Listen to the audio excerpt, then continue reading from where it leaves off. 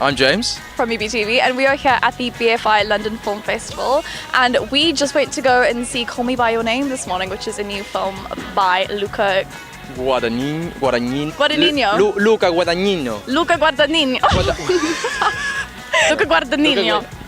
Luca's new film. It's just a film about beauty and sexuality and youth and family. Definitely a coming-of-age tale, which is told differently from the point of view of a gay relationship. You know, like a summer fling, but really meaningful. It was absolutely beautiful, and we actually got the privilege to go to a press screening afterwards. I mean, it was quite funny. You did have people from various well-known publications like The Scotsman there just asking quite well-thought-out questions, and we were just in the second row like, hi, we're from UBTV. Why did we even get, like, we were the first ones in there? They came around saying, who's got a blue press pass? We're like, we do? Yeah. And like, okay, you guys can go in before everyone else. And we got to sit in the second row, just, you know. Sorry, what? Blue press pass. Why? Which was insane, because the guy from The Scotsman, ironically, is sitting behind us. Like, okay, hope you had fun with that, boo. During the press conference, I managed to ask Luca and the gang how they managed to achieve such great chemistry between the characters. Army and Timothy were at the location they were shooting at in the house, and at one point, this is all related to the relationship they all had. At one point, Luca said, right, let's go out to the back garden, let's rehearse the one scene they've rehearsed in the whole film.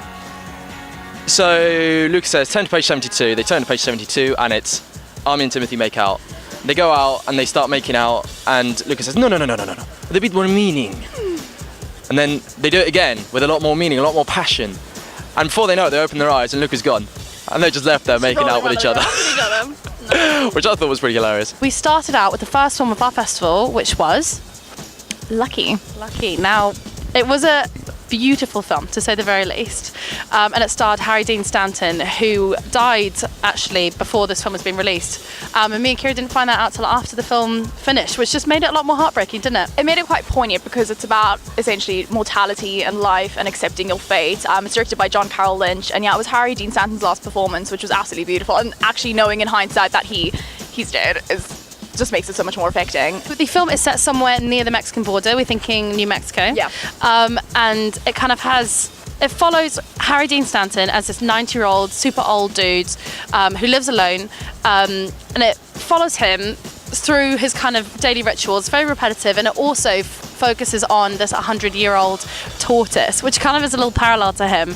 And it's a really sweet, heartwarming, but also a bit gut-wrenching film at the end. I think it's about death essentially, but it's really heartwarming, which doesn't make much sense, but you kind of come out of it feeling quite uplifted. Yeah, I think the main point that we both remember talking about right after we saw the film was one line that Harry Dean Stanton said, where he said there's a difference between being lonely and being alone.